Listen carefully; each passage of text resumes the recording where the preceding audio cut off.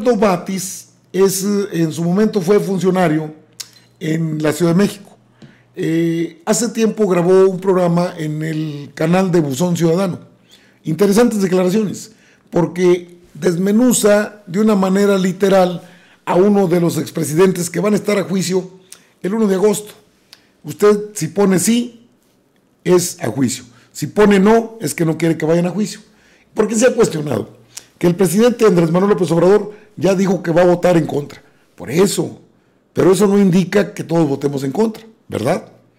Es como el asunto, y me voy a entrometer en lo que muchos mencionan. El caso Gerardo Fernández Noroña sigue aferrado, peleando. Desde que me destapé como candidato a presidente, sus aspiraciones son legítimas, diputado Noroña. Lo que no es legítimo es que quiera sostener algo con lo que los ciudadanos ya no estamos de acuerdo. Miles, quizás millones de ciudadanas y ciudadanos. Eliminar plurinominales.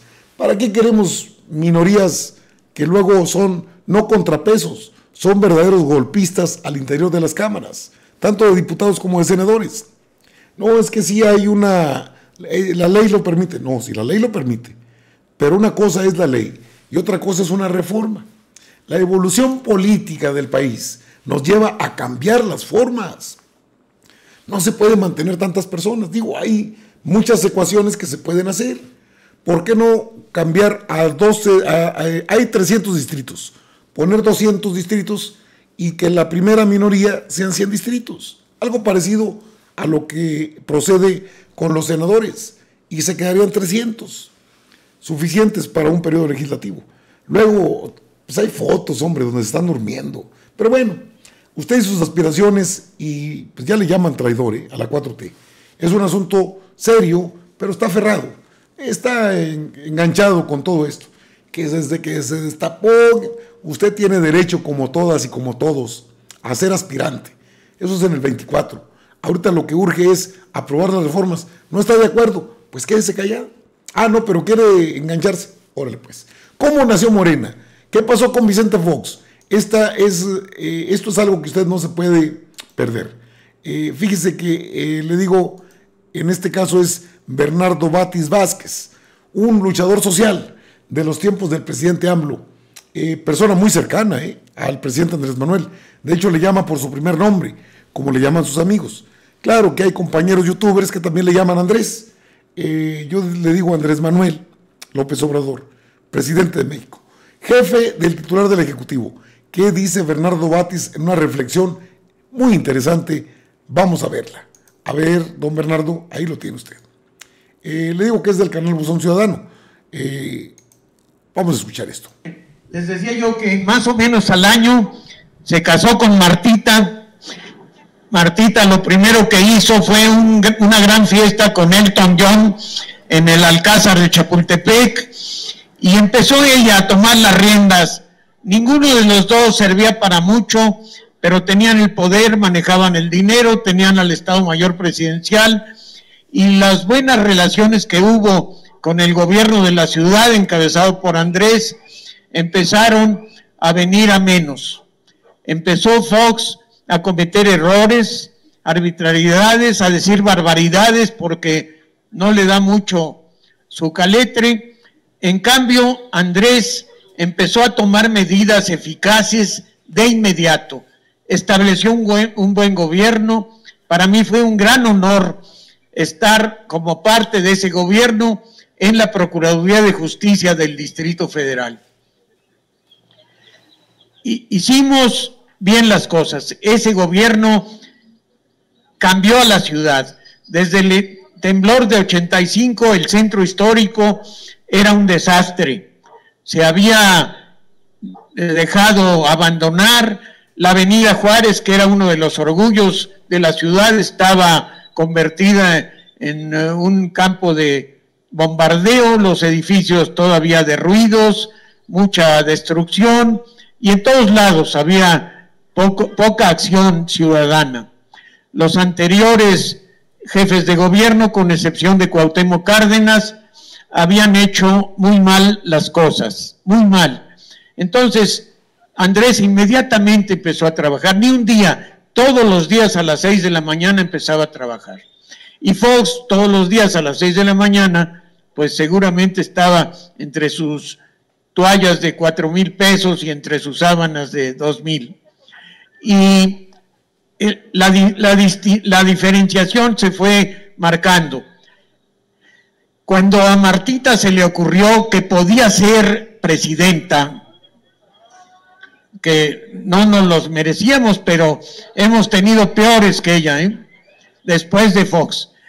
Cuando a Marta se le ocurre ser candidata a la presidencia, inmediatamente todo el sistema, Fox, Televisa, las fuerzas vivas que les llaman los poderes fácticos, empezaron a bombardear a Andrés. Era el candidato natural, un hombre joven, vigoroso, líder popular, que no robaba, que gobernaba con honradez, que hacía bien las cosas, que tenía talento, imaginación, visión política, que tenía un buen equipo a su alrededor. Ahí me cuelgo también una medallita, pero me da orgullo haber estado ahí. Ahí demostró Andrés que tenía patas para gallo, que podía ser el siguiente candidato a la presidencia como lo fue. Pero Fox inmediatamente empezó a bombardearlo con calumnias, con campañas, hasta llegar al colmo del desafuero, con pretextos de alguna cosa menor, de una obra, de un camino donde pues se cometió alguna falla por algún funcionario de segundo o tercer nivel, le achacaron a él y hubo un gran juicio de desafuero.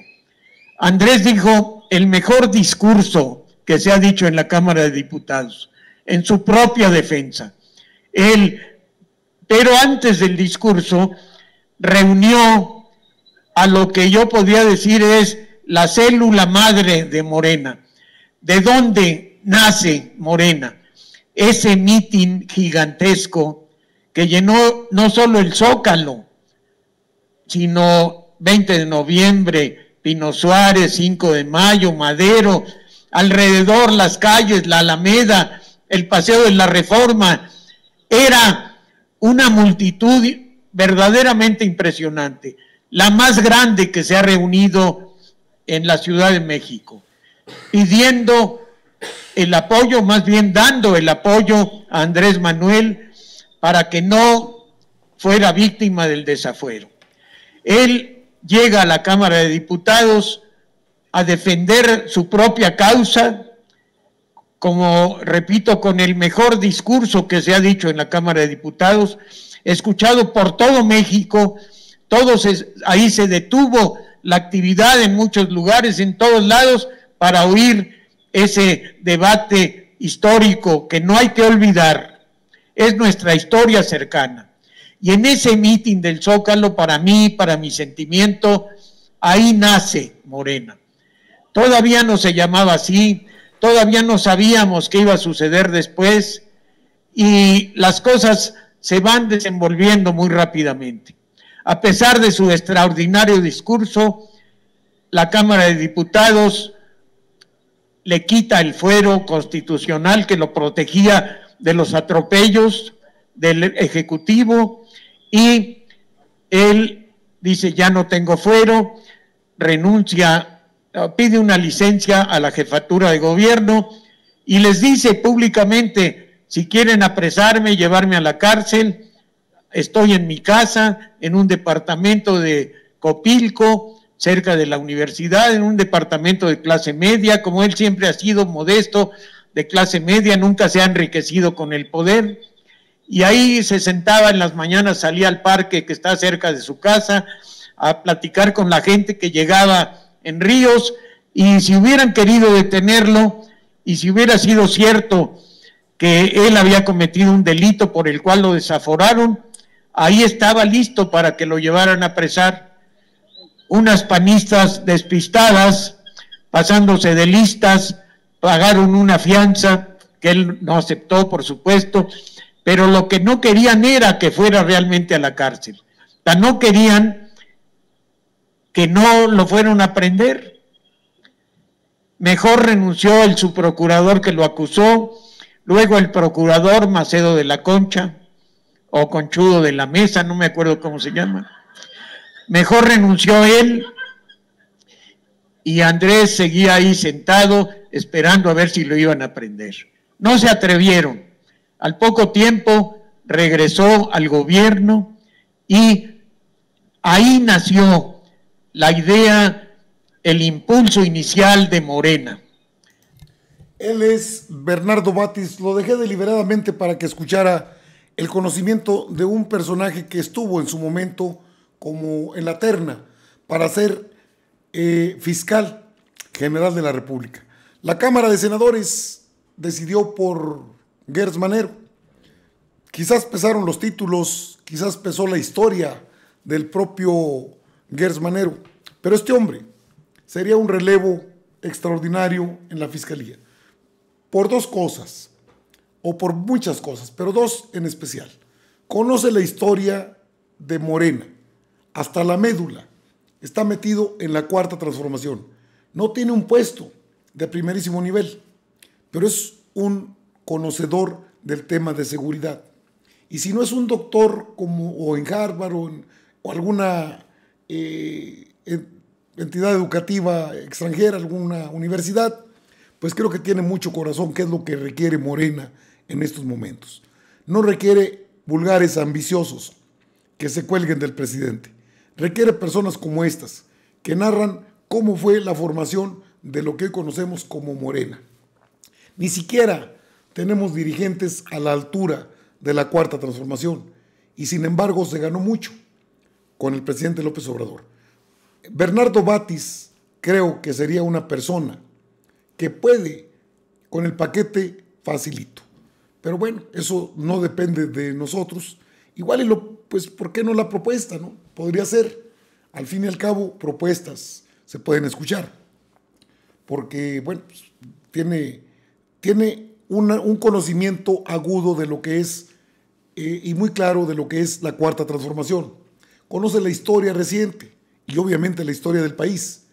Es luchador social, es de la línea del presidente López Obrador, obviamente comulga con los ideales de no mentir, no robar, no traicionar, y creo que no sería una tortuga, que sería un activo extraordinario dentro de la 4T en puestos de primer nivel.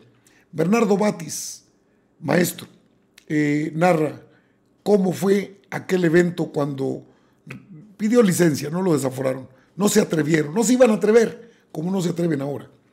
Hablan a las espaldas y no pueden con Morena. Y no es Morena en sí, es el López Obradorismo en todo el país. Así se prendió la mecha, así sigue encendida la flama de los vientos de cambio que soplan en nuestro país.